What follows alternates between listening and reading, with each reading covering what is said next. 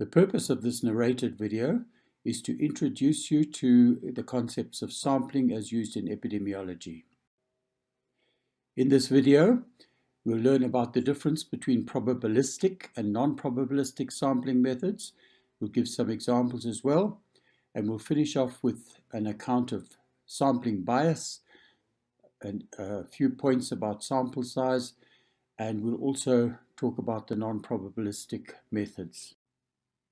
The content of this slideshow is almost entirely inspired by Chapter 8 of Ehrlich and Joubert, so if you've got any queries or you'd like further clarification, please refer to the textbook. Before we launch into the content, let's just be clear the difference between the study population and the sample. The study population is the population from which your sample is drawn, and it is the population to which your statistical findings may be extrapolated or referred back. In other words, for inference.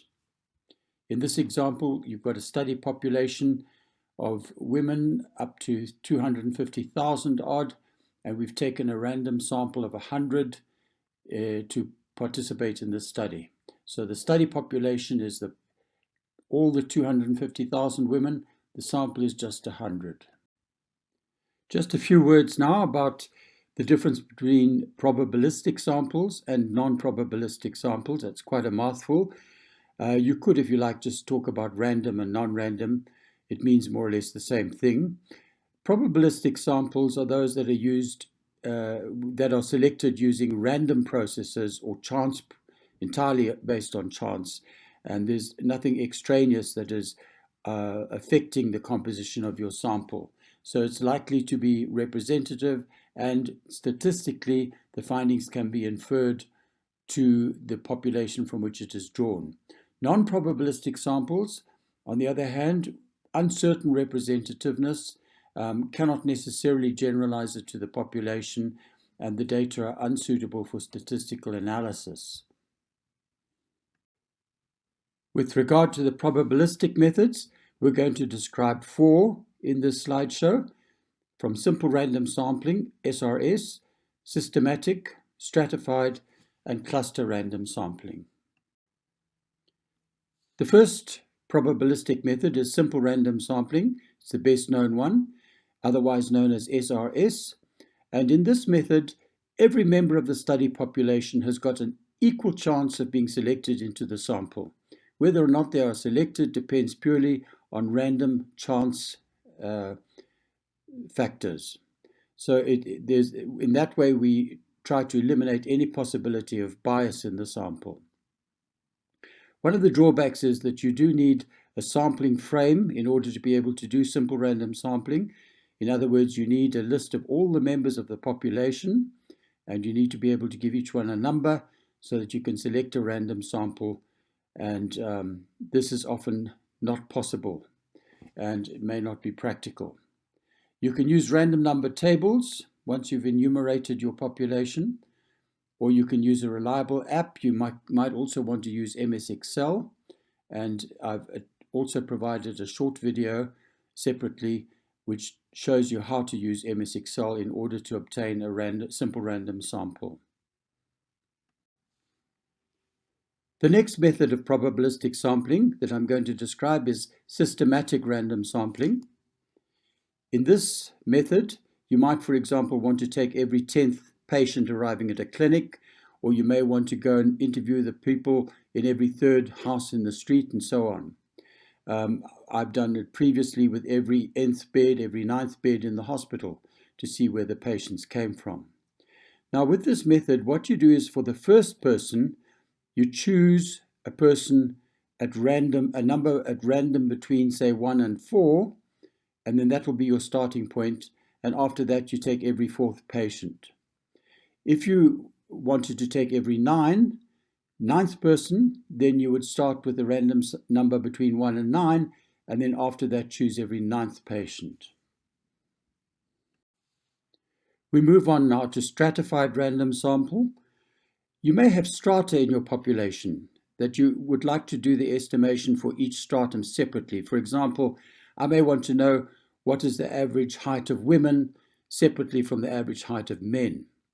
Now, stratification is also useful if you've got a small subset of the population with very, very different characteristics from the general population, and you want to make sure that variability is somehow reflected in your estimates.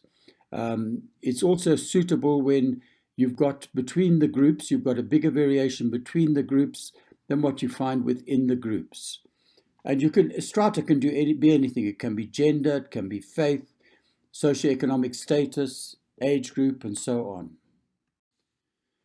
The last probabilistic method that I'm going to talk about is cluster random sampling. With cluster random sampling, you choose starting points at random, and these might be houses, for example, in a district, or it might be schools in a district, or it could be classes within a school, but you choose starting points at random. And then you go to each of the selected starting points, and there you might, for example, choose to interview every child in the class, or every 10th child in the class, or even a simple random sample of 4 out of each class, and so on. So it's a sort of two-stage process. Now, there are drawbacks with cluster sampling. It's less efficient. You virtually have to double the sample size in order to get the same level of precision or power. And the analysis is more complicated because it must take the clustering into consideration when analysis is performed. So why would we do it? Well, we do it when there's wide geographic variation or spread or dispersion of the people in the population, or if we do not have a sampling frame, then we would resort to cluster random sampling. Now, there's some pitfalls that might occur while we're sampling that may lead to bias. So we should be aware of these and try to avoid them. For example, if we're using telephone numbers in a telephone book as a sampling frame, you would automatically only include those people who A, have telephone numbers in the book, and B, agree to have their numbers listed.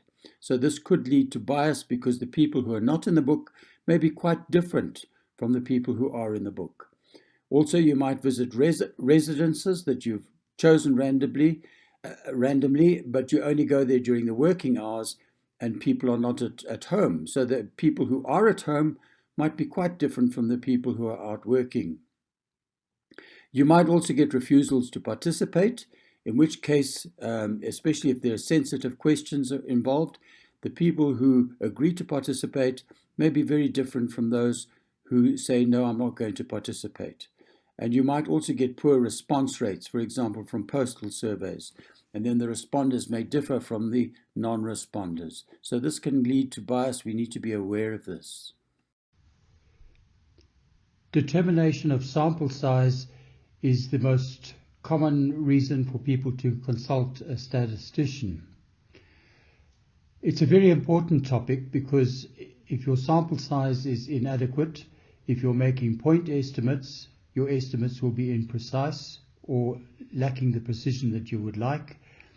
And if you're doing analysis, the power of your study, in other words, the ability to detect a difference if there really is one, will be diminished if your sample size is not sufficient.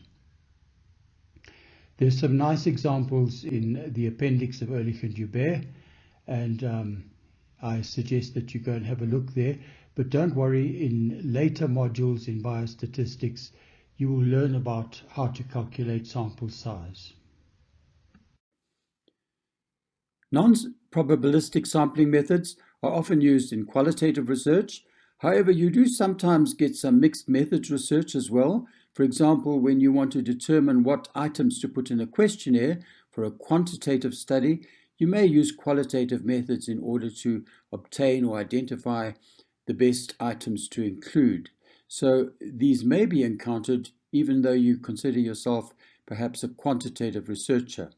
There are quite a long list here. If you do one of the modules available from the school in qualitative research, you will learn more about them. We're not going to go into a lot of detail here. I've listed them down the side here. I've got just a warning about the use of the word purposive sampling. which I'll talk to just now. If you want more detail about these methods, you can look in Joubert and Ehrlich, but I'm not going to talk about them more at this stage. Purpose of sampling is very useful for people who are doing certain kinds of qualitative research, such as focus group discussions or in-depth interviews. This is the desirable way in which to identify participants in such a group. But it's become quite common for people to use the term to describe, for example, if you decide that, oh, I'm going to do a study in 3 factories because I think they're fairly typical factories, or they're close to where I live, or whatever. And then people say, oh, that's a purpose of sampling. In fact, this is not correct. Those 3 factories now are your population, and you're going to work within those 3 factories to identify your samples within those factories, and your sampling should still be of a probabilistic nature within those. So you've used purpose of method in order to identify your population, but not your sampling. So don't confuse the two.